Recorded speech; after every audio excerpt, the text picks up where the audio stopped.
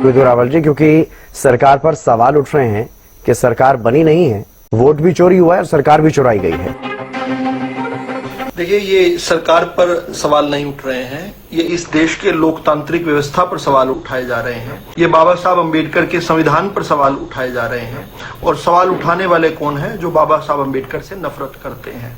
उनके जीवित रहते भी नफरत करते थे, उनके मरणोपरांत भी नफरत करते हैं। यद्यपि संविधान की एक कॉपी दिखाते हैं, हालांकि अंदर से तो खाली होती है। संविधान का कवर जिस पर लगा होता है वो जेब में लेकर घूमते हैं, बताने के लिए कि संविधान तो हम अपनी जेब में रखते हैं।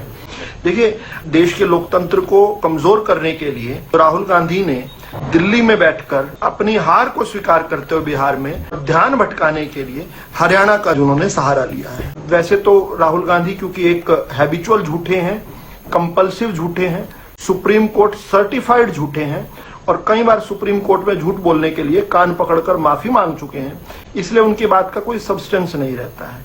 लेकिन बड़ी बात यह है, क्योंकि वो चुनाव नहीं जीत सकते, इसलिए अराजकता फैलाने का प्रयास कर रहे हैं, देश में आग लगाने का प्रयास कर रहे हैं और इसलिए जेनजी से आह्वान कर रहे हैं। कहीं शिकायत नहीं देंगे, कहीं पर चिट्ठी पत्री नहीं देंगे, किसी कोर्ट में नहीं जाएंगे, लेकिन जेनजी से आह्वान कर रहे हैं कि अब आप करो इसमें। और उनके मंसूबे क्या हैं?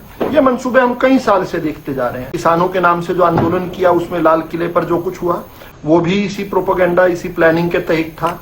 लोकतांत्रिक व्यवस्था से अगर देश की जनता ने कांग्रेस पार्टी को नकार दिया है, गांधी खानदान को नकार दिया है, तो अलोकतांत्रिक तरीकों से तख्ता पलट किया जाए। एंटी-सीएए जो प्रोटेस्ट थे उसमें भी यही किया जा रहा था। और जब से बांग्लादेश और फिर उसके बाद नेपाल और उससे पहले श्रीलंका में ये घटनाएं हुई, उसके बाद से तो इनकी सारी की सारी जो आशाएं हैं वो इसी प्रकार की अराजकता पर चल रही है। देखिए, खुद राहुल गांधी जी ने कहा है कि बिहार के चुनाव के बाद भी हम इसी टोन में बात कर रहे होंगे, वहां का भी बताएंगे। तो मैं बड़ा हैरान हूं, पहले क्यों नहीं बता रहे हैं? 22 अगस्त को सभी पॉलिटिकल पार्टीज जो बिहार के अंदर चुनाव लड़ रही हैं उनको ड्राफ्ट वोटर लिस्ट दे दी गई थी। 1 सितंबर को इलेक्शन कमीशन ने उसको अपनी वेबसाइट पर भी डाल दिया ताकि कोई भी नागरिक जो है उसको देख ले। और आज 6 नवंबर को चुनाव होने वाला है, यानी ठीक 67 डेज बाद इन 67 दिनों में 6 से 70 वोट देखने का क्या समय नहीं मिल रहा कांग्रेस पार्टी को? और जो रिकॉर्ड चुनाव आयोग के पास जो कांग्रेस ने खुद दिया है कि 17,549 BLA है उनके बिहार में, तो बाद में क्यों रोगे राहुल गांधी? नाच ना जाने आंगन टेढ़ा क्यों? वो एक भी ऑब्जेक्शन नहीं कर रहे, 0 ऑब्जेक्शन। कांग्रेस पार्टी की तरफ से कोई ऑब्जेक्शन नहीं किया गया पहले, और 1 साल बाद फिर जोड़ना शुरू करेंगे कि बिहार के अंदर चुनाव में ये हो गया। ठीक इसी तरह हरियाणा के अंदर भी इनके पास लगभग 1.5-2 महीने से वोटर लिस्ट थी। राहुल गांधी को आज पता चल रहा है कि मेरे वहां पर 5 lakh duplicate voter, 93,000 wrong address वाले, 19 लाख बल्क वोटर। तो चुनाव से पहले 2 महीने सोए रहे क्या इनके कार्यकर्ता? जब वोटर लिस्ट इनके सामने आई उस समय क्यों कुंभकर्ण की नींद क्यों सोए हुए थे? बताते कि ये जो लिस्ट आई है इसमें फला फला नंबर का वोटर ठीक नहीं है। कहां पर प्रोटेस्ट किया? कहीं भी नहीं किया। उसके बाद जब पोलिंग बूथ पर ये अपने कार्यकर्ताओं को बिठाते हैं, BLA 2 बैठते हैं, हर पोलिंग बूथ पर कांग्रेस का कार्यकर्ता, हर पॉलिटिकल पार्टी का एक कार्यकर्ता बैठता है। जब वोट डल रहा है, एक एक वोटर को देखकर जांच होती है बकायदा। ये शांता कुमार सन ऑफ राधे श्याम है या नहीं है? ये श्याम सन ऑफ राम है या नहीं है? वहां पर क्या सो रहे थे इनके बूथ पर बैठे हुए कार्यकर्ता? 1 साल बाद कैसे याद आ रहा है? मौके पर क्यों नहीं बताया? झूठ की तो इंतहा है कांग्रेस पार्टी की, एक के बाद एक झूठ बोल रहे हैं। बोले वीडियोग्राफी के लिए मना कर दिया।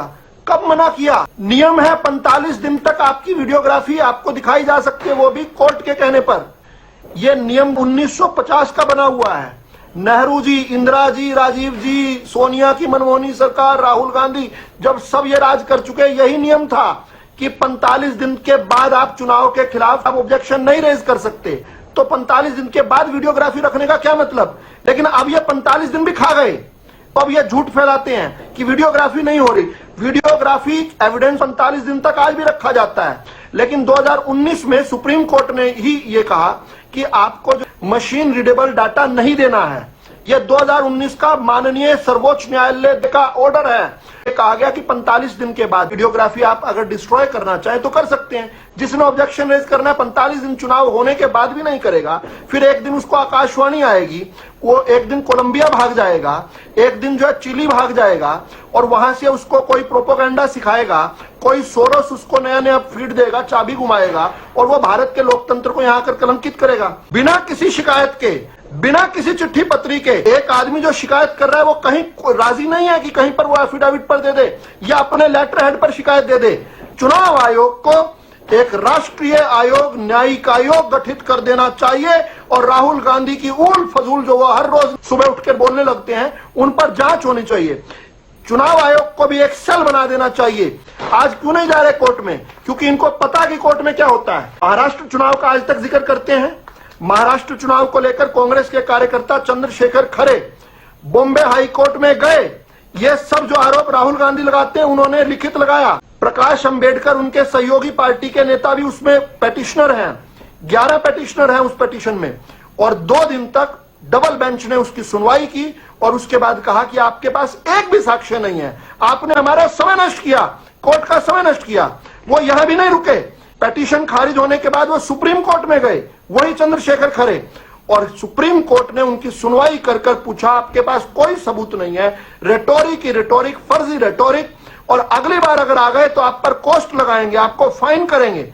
ये होता है कोर्ट में। लेकिन केवल जो प्रेस कॉन्फ्रेंस जो है आयोजित होती है, जहां पर दरबारी लोगों को बुलाया जाता है, इनवाइटेड होते हैं, वहां पर केवल एक पक्षीय बात करते हैं। एक सुप्रीम कोर्ट सर्टिफाइड झूठा जो कि रोज झूठ बोलता है, रोज पकड़ा जाता है। इसी राहुल गांधी ने कहा था ना कि एक कोई शकुन देवी है जिसने 4 जगह वोट डाल दिया, वो शकुन देवी वाला मामला झूठा पाया गया ना। उसी ने कहा कि कोई रंजू देवी है, कोई सुबोध कुमार है, कोई मिंटा देवी है, उन पर भी दावे झूठे पाए गए कि नहीं पाए गए। आदित्य श्रीवास्तव ने 2 जगह वोट बनाई, वो भी मीडिया के सामने झूठा पाया गया कि नहीं पाया गया। आज उन्होंने पिंकी नाम की एक महिला का नाम लिया, बहुत सारे टीवी चैनल्स ने उस पिंकी तक पहुंच गई। उस पिंकी ने भी राहुल गांधी का झूठ पकड़ लिया। आज हरियाणा की पिंकी ने बताया कि राहुल गांधी जो पप्पू हैं, गलत उन्होंने जानकारी दी है। ये एग्जिट पोल का भी जिक्र कर रहे हैं। तो एग्जिट पोल तो जो हरियाणा के अंदर 2019 में आप भाजपा का नारा था अब की बार 75 पार, टीवी चैनल्स ने तो 80-80 पार दिखाया था, 40 तो हमारे भी रह गए। तो क्या हम ये कहें कि इलेक्शन रिजल्ट ठीक नहीं थे? 2015 का बिहार का चुनाव हो, 2004 का एग्जिट पोल हो लोकसभा का, या ओपिनियन पोल हो, ये तो हमें भी दिखा रहे थे। एक और झूठ बोला है कि केवल 22,000 वोटों के अंतर से हम चुनाव हार गए। कितना कोरा झूठ है। इन्होंने 8 कॉन्स्टिट्यूएंसीज निकाली जिनमें इन्होंने मार्जिन्स बताए। उन 8 में एक कॉन्स्टिट्यूएंसी है घरोंडा जहां ये 4531 वोटों से हारे, और एक कॉन्स्टिट्यूएंसी है राई जहां ये 4673 वोटों से हारे। लगभग 5-5 हजार वोटों से हारी हुई को भी बता रहे हैं। मैं आज इनको 8 कॉन्स्टिट्यूएंसीज में बताता हूं। लोहारू में भाजपा केवल 792 वोटों से हारी है, आजमपुर में 1268 वोटों से हारी है, सढौरा में 1699 वोटों से हारी है, रोहतक में 1341 वोटों से हारी है, पंचकुला में 1997 वोटों से हारी है, फतेहाबाद में 2252 वोटों से हारी है, थानेसर में 3243 वोटों से हारी है। ये तो 5-5 हजार बता रहे हैं, हम तो 3200 वोटों तक 8 कंस्टिट्यूएंसीज खत्म होती है। 22,000 वाला आंकड़ा ये भी फर्जी है। क्यों? क्योंकि कांग्रेस को सांप्रदायिक वोट मिलता है।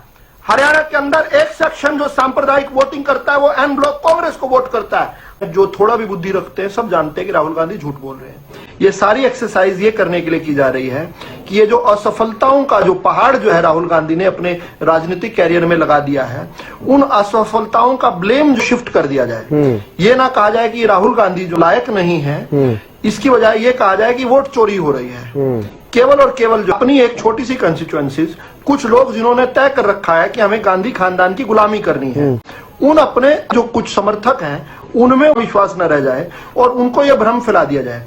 आपके पेट में दर्द होता है तो आप डॉक्टर के पास जाते हैं या वकील के पास जाते हैं? डॉक्टर के पास जाते हैं। जब आपके घर में चोरी होगी तो आप पुलिस में एफआईआर लिखवाएंगे या प्रेस कॉन्फ्रेंस करेंगे?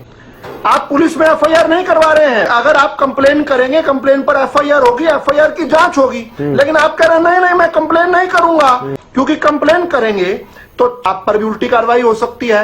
अगर झूठा एफिडेविट देंगे तो आप पर भी कार्रवाई होगी। राहुल गांधी पहले भी झूठ बोल चुके हैं।